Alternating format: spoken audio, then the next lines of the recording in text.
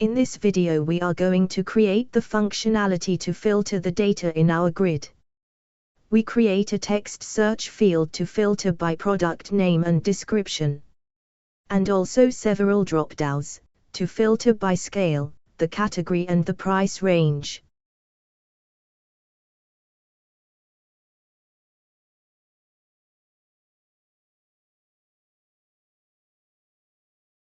This is the database structure. We have two custom tables, product and category. The product table has fields for the name, the description, the scale and the price. The product belongs to one category. The reference to the category table is stored in the foreign key column category_ID. The MODX schema looks like this.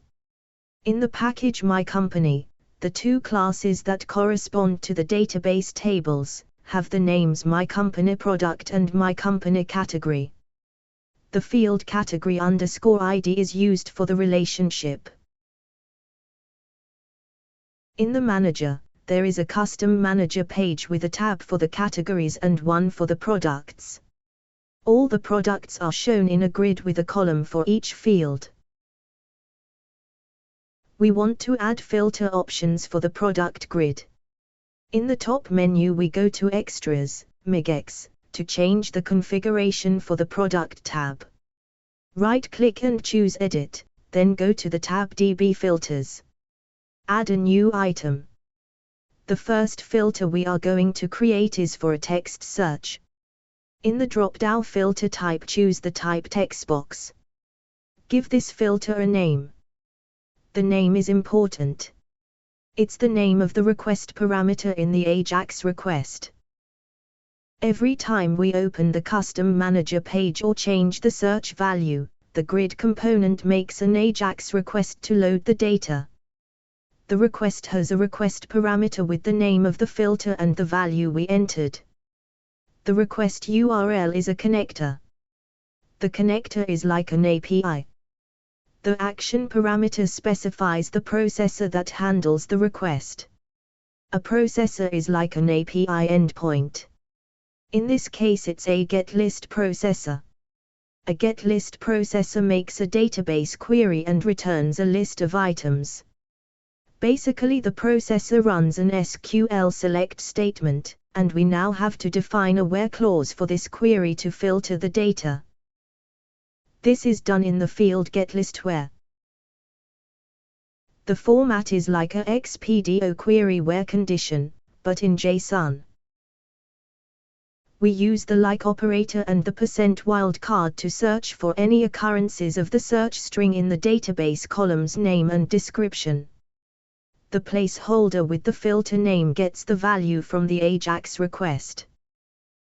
We can add a filter label, but this field is not important and seemingly only used in this config. We can also define an empty text value that is shown when no text is entered into the search field. Let's save and test this. In the custom manager page we can now search for any text in the columns name and description.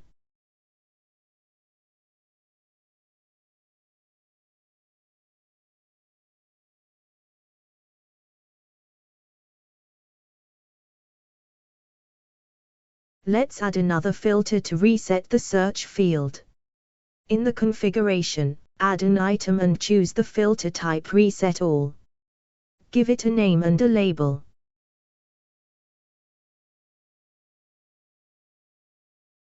We also have to change the Textbox filter to make it work.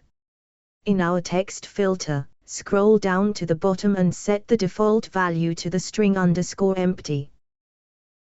Save the config and switch to the CMP.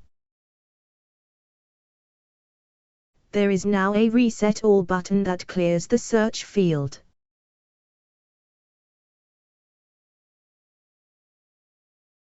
Let's add another filter for the scale. This time we use the filter type Combobox. We enter values for the name, the label and the empty text. The empty text is the value in the drop-down that is shown when no value is selected. In the field getList, we filter the column scale for exact matches with the request parameter. On the Manager page, when we open a Combobox, an AJAX request occurs. A processor runs and returns the values for the drop-down. In the field getCombo processor, we have to define what processor is used to create this list of options. The standard value is getCombo. In the other fields we can define the settings for this processor. In the database the different scales are stored as strings in the column scale. When we set the field getCombo text field in the config to scale, the getCombo processor returns a list of all available values of that column in the database table. We can leave the other fields empty, and change the default value to all, so that the reset filter also works for this Combobox. In the Custom Manager page, the Combobox we created is now visible. It shows a list of the available options in the scale column, and we can filter by them.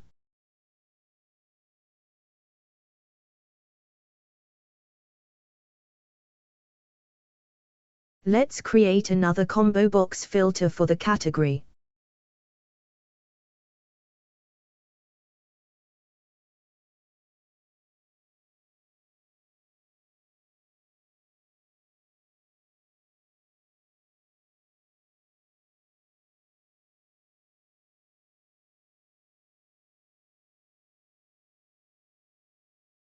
This filter is a little bit different, because in the product database table only the category ID is stored.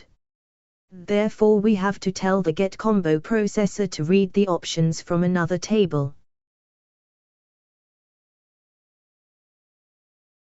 We set getCombo text field to name, because we want to see the category name in the drop-down. The getCombo ID field is ID, so that when we select a category name in the drop-down, we get the value of the corresponding category ID. Finally we set getCombo class name to MyCompany category, so that the processor queries the values from this table. Set the default value again to all, for the reset button to work, and save the changes. We can also rearrange the order of the filters to put the reset filter last. In the CMP, it's now possible to filter the product data by the category.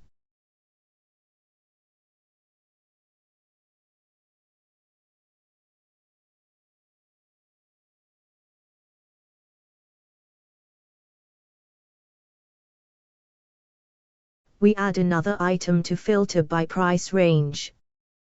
The filter type is once again Combobox, and we fill in the other fields like before.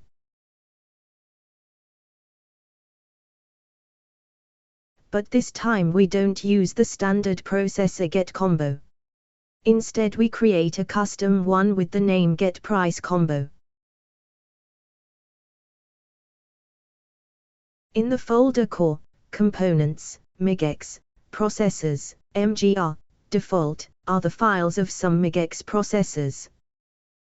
For example, the code for the default getCombo processor can be found here. As a template for our custom processor we use the file getYesNoCombo.php. Copy this file. In the folder of our own package, Core, Components, MyCompany, create the same folder structure, processors/mgr/default. Then paste the file. The processor code returns some hard-coded options for the Combobox. We replace them with our own set of options. The combo_name is the part that is shown in the drop-down. Combo_ID is the value sent with the AJAX request.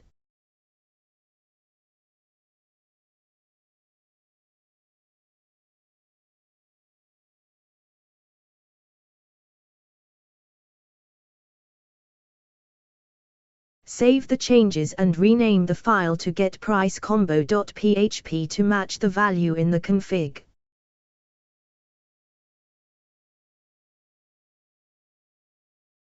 Back in the manager we can see the list of options from the processor, but we still have to define the correct where clause.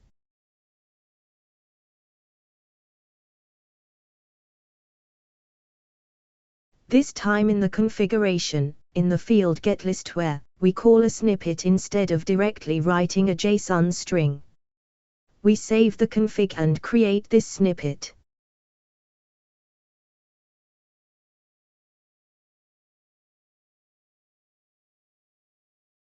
In the snippet code, depending on the value of the request parameter price filter, we return different JSON filter strings to filter by different price ranges.